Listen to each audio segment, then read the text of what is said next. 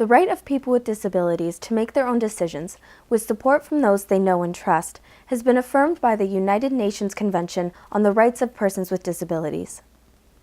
This video describes the creation of a plain language guide to supported decision-making by a group of adults with developmental disabilities that are served by the Langley Association for Community Living.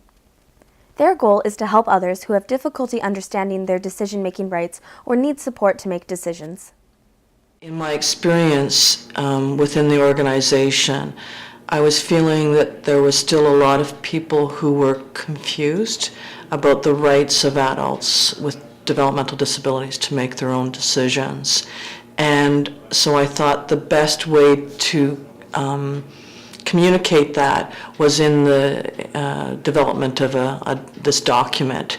Brought this document to the Self-Advocate Committee, and over a period of a year, we meet monthly, we put this on our agenda, and slowly, piece by piece, we went through the entire document and put it into plain language, so in a way that they understood it. They felt very confident that they had the ability to create this guide, because previously, a year before that, they had developed a guide on abuse and neglect.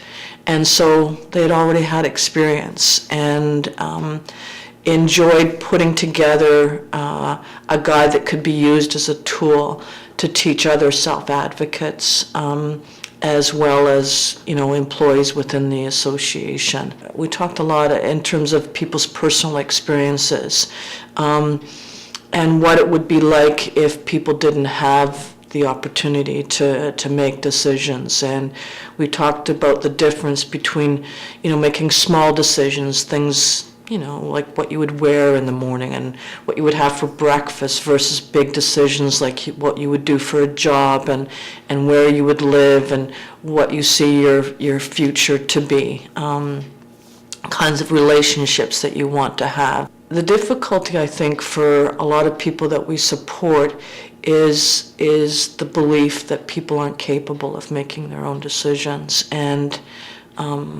that's not been my experience. That it's really in the presentation and how you share the information and how you present it. Even though we've made tremendous progress in acknowledging and understanding the rights of people with developmental disabilities, I think there's still a lot of work that needs to be done in terms of actually following through with it.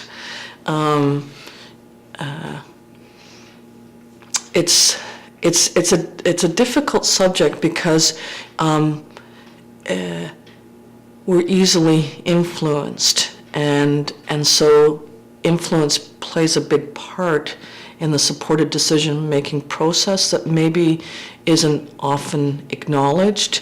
I don't know how we resolve that other than trying to educate people about what supported decision-making is, and truly believing that people are capable of making their own decisions, but recognizing too that people need support to make decisions.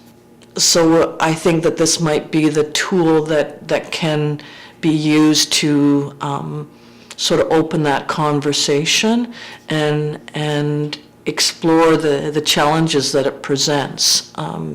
Because, we all know that you have the right, but then there are also consequences to decisions, and do the people we're supporting fully understand the consequences of those decisions?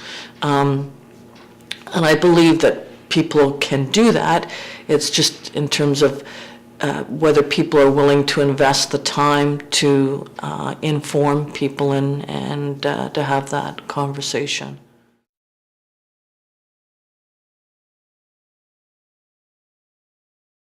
What if you didn't get to make those decisions? What if... That'd be tough. Mm-hmm. And it's so tough. And when you have a big decision to make, and you might need help with that decision, who do you talk to? I talk to family and friends. Do you know of people who have a disability, who haven't, who don't get to make their own decisions? Yes, And what do you think about that? we can help them And we help them by sharing information? more information about our advocate guide.